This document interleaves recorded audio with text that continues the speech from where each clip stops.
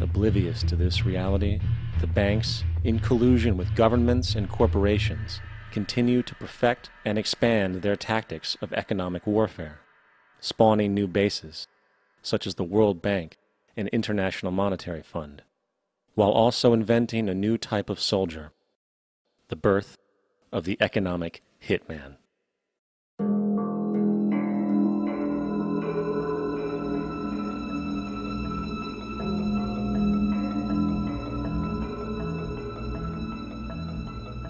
We economic hitmen really have been the ones responsible for creating this first truly global empire. And we work many different ways.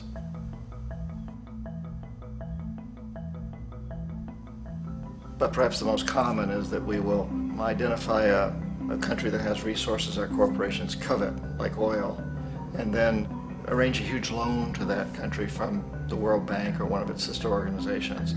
But the money never actually goes to the country. Instead, it goes to our big corporations to build infrastructure projects in that country, power plants, industrial parks, ports, things that benefit a few rich people in that country, in addition to our corporations, but really don't help the majority of the people at all. However, those people, the whole country is left holding a huge debt. It's such a big debt they can't repay it, and that's part of the plan, that they can't repay it. And so at some point, we economic hitmen go back to them and say, listen, you owe us a lot of money, can't pay your debt, so sell your oil real cheap to our oil companies. Allow us to build a military base in your country, or send troops in support of ours to someplace in the world like Iraq, or vote with us on the next UN vote.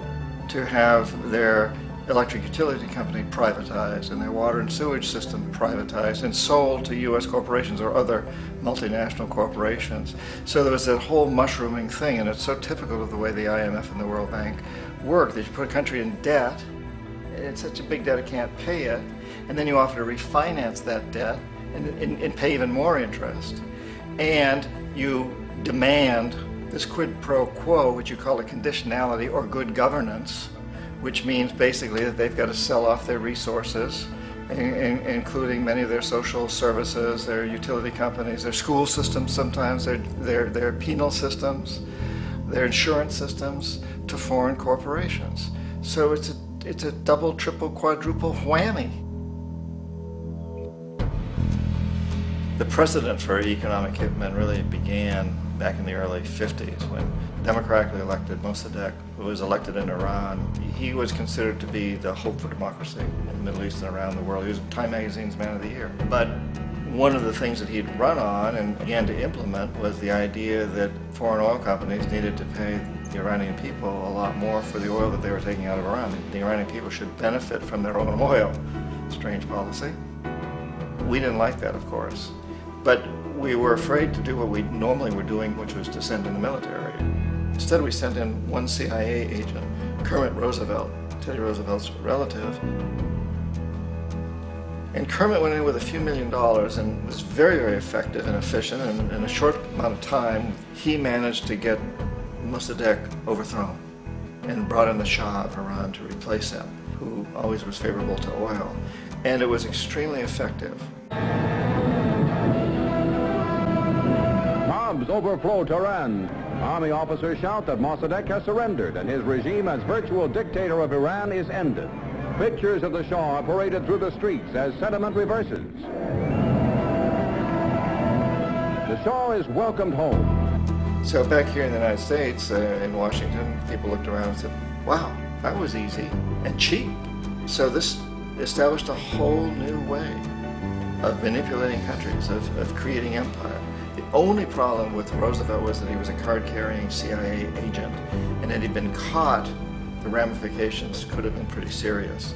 So very quickly at that point, the decision was made to use private consultants to channel the money through the World Bank or the IMF or one of the other such agencies, to bring in people like me who worked for private companies, so that if we got caught, there would be no governmental ramifications.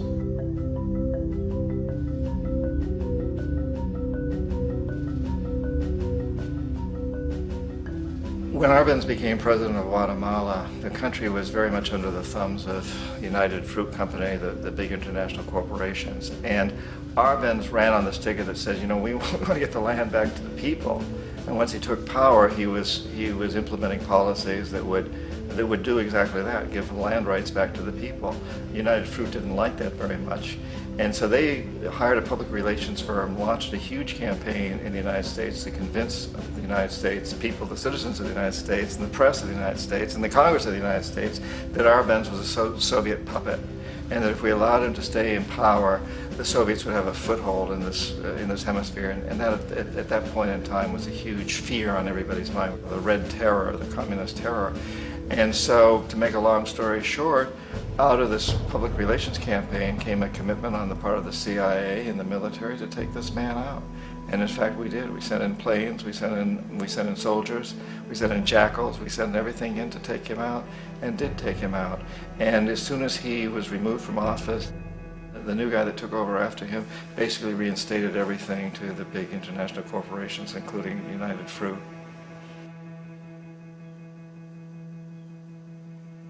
Ecuador for many, many years had been ruled by pro-US dictators, often relatively brutal. Then it was decided that they were going to have a truly democratic election. Jaime Roldos ran for office, and his main goal, he said, as president would be to make sure that Ecuador's resources were used to help the people. And he won, overwhelming, by more votes than anybody had ever won anything in Ecuador. And he began to implement these policies to make sure that the profits from oil went to help the people. Well, we didn't like that in the United States. I was sent down as one of several economic hitmen to change Roldos, to corrupt him, to bring him around, to let him know, okay, you can get very rich, you and your family, if you play our game, but if you continue to try to keep these policies you've promised, you're going to go. He wouldn't listen. He was assassinated. As soon as the plane crashed, the whole area was cordoned off. The only people allowed in were U.S. military from a nearby base and some of the Ecuadorian military.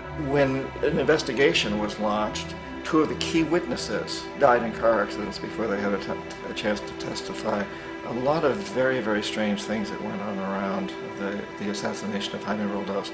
I, like most people who've really looked at this case, have absolutely no doubt that it was an assassination. And of course, in my position as an economic hitman, I was always expecting something to happen to Jaime, whether it be a coup or assassination, I wasn't sure, but that he would be taken down because he was not being corrupted. He would not allow himself to be corrupted the way we wanted to corrupt him.